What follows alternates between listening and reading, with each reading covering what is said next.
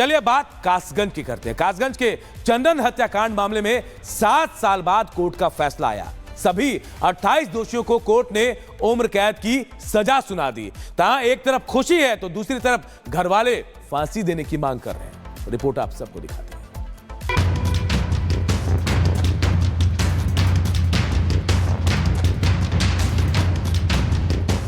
जिसने गोली चलाई उसको फांसी की सजा दी जाए। आज देशभक्त हाथों में तिरंगा लेकर निकलता है और विधर्मियों द्वारा उसकी गोली मारकर निर्मम हत्या कर दी जाती है।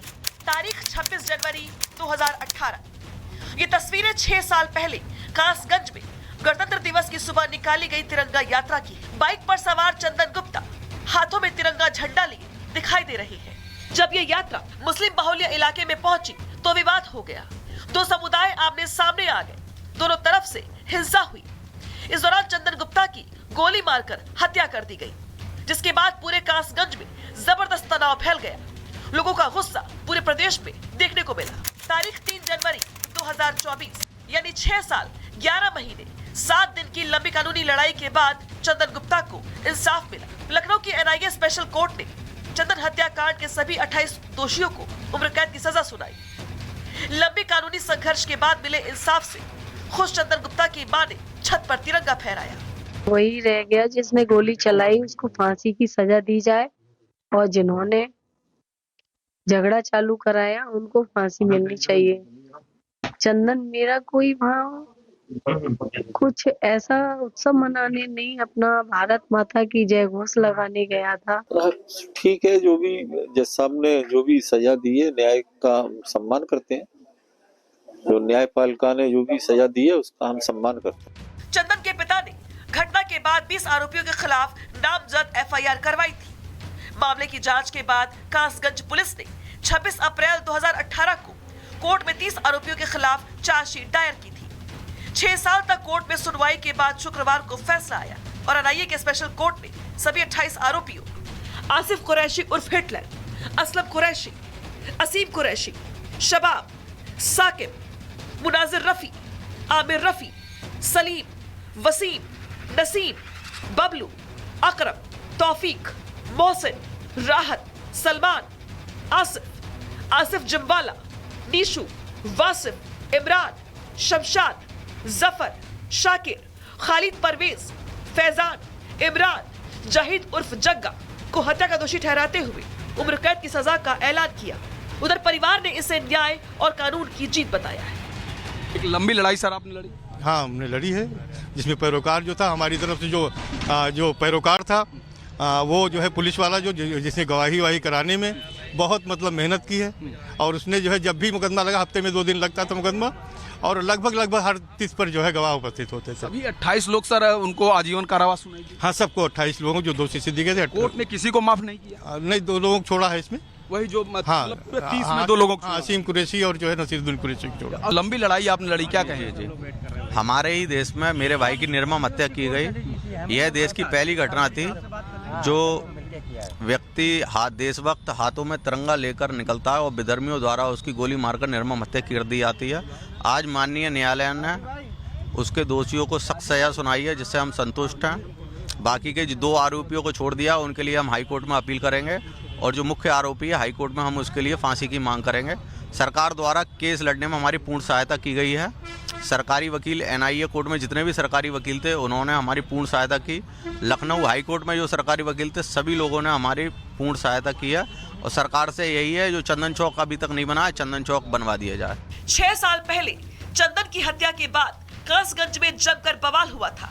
ऐसे में शुक्रवार को कोर्ट का फैसला आने के बाद कासगंज में एहतियाती सुरक्षा बढ़ा दी गई है, जिससे कोई भी अप्रिय घटना न हो सके। Bureau report, Republic Bharat.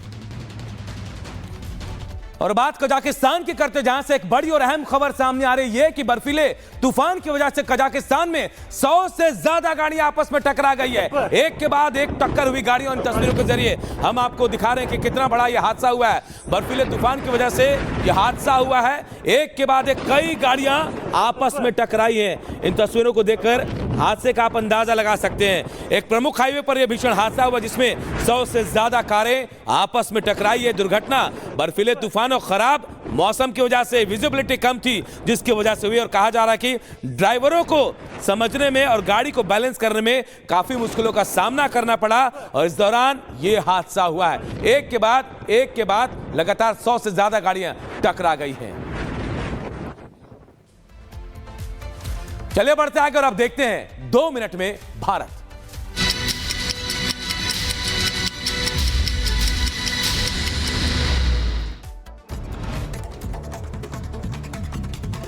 Delhi NCR समेत पूरे उत्तर भारत में छाया कोहरा। कई इलाकों में विजिबिलिटी शून्य तक पहुंची। सड़कों पर रेंगती दिखाई दी गाड़ियां, ट्रेनों की रफ्तार पर भी असर पड़ा। दिल्ली में मौसम हुआ खराब, छाया घना कोहरा। घने कोहरे से विमान सेवा प्रभावित। आईजीआई एयरपोर्ट पर 400 उड़ानें लेट हुई।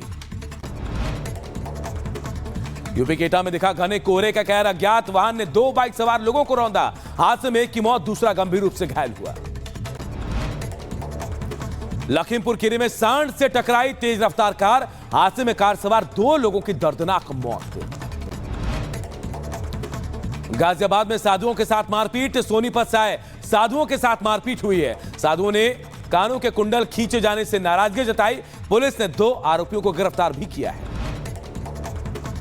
दिल्ली के प्रीत विहार के कैफे में के बाहर 2 गुटों में झड़प। मारपीट के दौरान एक शख्स ने लहराई पिस्टल। पुलिस ने 2 लोगों को गिरफ्तार किया। हैदराबाद के कोकापेट में निर्माणाधीन इमारत में लगी भीषण आग। आसमान में छाया काले धुएं का गुबार। किसी के हताहत होने की खबर नहीं। शॉर्ट सर्किट से आग लगने की आशंका। दिल्ली में बांग्लादेशी घुसपैठियों पर पुलिस का एक्शन जारी। सफदरजंग एन्क्लेव में पकड़े गए 2 बांग्लादेशी नागरिकों को किया गया डिपोर्ट। साउथ ईस्ट डिस्ट्रिक्ट से पकड़े गए 5 बांग्लादेशी। बहराइच में तेंदुए की चहलकदमी का वीडियो आया सामने। सीसीटीवी में घर के बाहर टहलता नजर आया तेंदुआ। दहशत में ग्रामीण। वन विभाग से पिंजरा लगाने की मांग की गई। लखीमपुर खीरी में आदमखोर बाघ का आतंक। बाघ ने किया महिला पर हमला। महिला को गंभीर हालत में अस्पताल में कराया गया भर्ती। गाजीपुर के किन्नर हत्याकांड का खुलासा। मर्डर के खिलाफ कपड़े उतारकर प्रदर्शन करने वाला ही कातिल निकला। वर्चस्व की लड़ाई में गोली मारकर हत्या। पुलिस ने 5 आरोपियों को गिरफ्तार किया। एमपी के नर्मदापुरम में 6 साल की बच्ची के साथ रेप के बाद हत्या। नहर किनारे मिला शव। परिजनों ने शव को सड़क पर रखकर चक्का जाम किया। हंगामे के बीच पटना में आज बापू सेंटर पर दोबारा होगा बीपीएससी एग्जाम।